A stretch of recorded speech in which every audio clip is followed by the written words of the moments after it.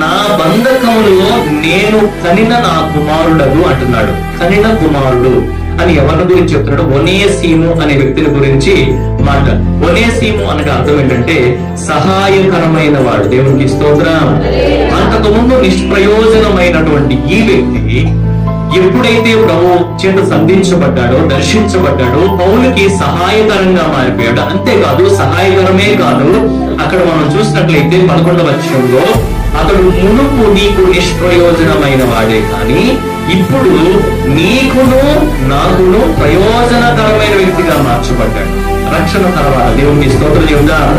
ప్రయోజనకరమైన వ్యక్తిగా మార్చబడ్డాడు. ఒక బంధాన్ని ఏర్పాటు చేసి అటు ఎట్లా మారిపోయాడంటే నా ప్రాణము వంటి వాడు అని మాట్లాడతాడు పౌలు. ఎట్లా అంట? ప్రాణము వంటి వాడిగా మాట్లాడాడు. ఇక్కడ గమనించండి, చాలా ప్రాముఖ్యమైనటువంటి ఒక అంశాన్ని మనం చూస్తున్నాం. సుమారుగా 10 సందర్భాలలో సంబంధ బాంధవ్యాల గురించి, ఆదిమ సంఘంలో ఉన్నటువంటి సంబంధ బాంధవ్యాల గురించి దేవుడు మాట్లాడుతూ వస్తున్నాడు. ఆదిమ సంఘంలో అపోస్తలుల కాలంలో వాళ్ళు ఆరంభించినటువంటి ఆ సంఘంలో వాళ్ళ మధ్యలో ఉన్నటువంటి ఆ బంధము దేవుని యొక్క ప్రేమ వ్యాప్తికి, సువార్త వ్యాప్తికి, ఆయన రాజ్య వ్యాప్తికి ఎలా ఉపకరించి మనం చూడగలం. మనకున్నటువంటి ఈ సంబంధ బాంధవ్యాలు కూడా మనం కలిగినటువంటి నేటి తరంలో కూడా, నేటి సంఘంలో కూడా ఏ బంధాన్ని అయితే నువ్వు కలిగి ఉన్నావో ఆ బంధము దేవుని యొక్క రాజ్య వ్యాప్తిని మరింత ప్రభావం చేయాలి. దేవునికి స్తోత్రం.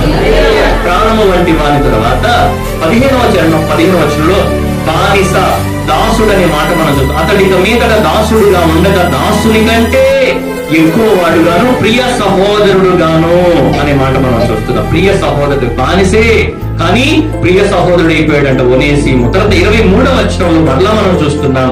అంతేకాదు నీ ప్రార్థనల మూలముగా నేను నీకు అనుగ్రహింపబడదని నిరీక్షించున్నాను.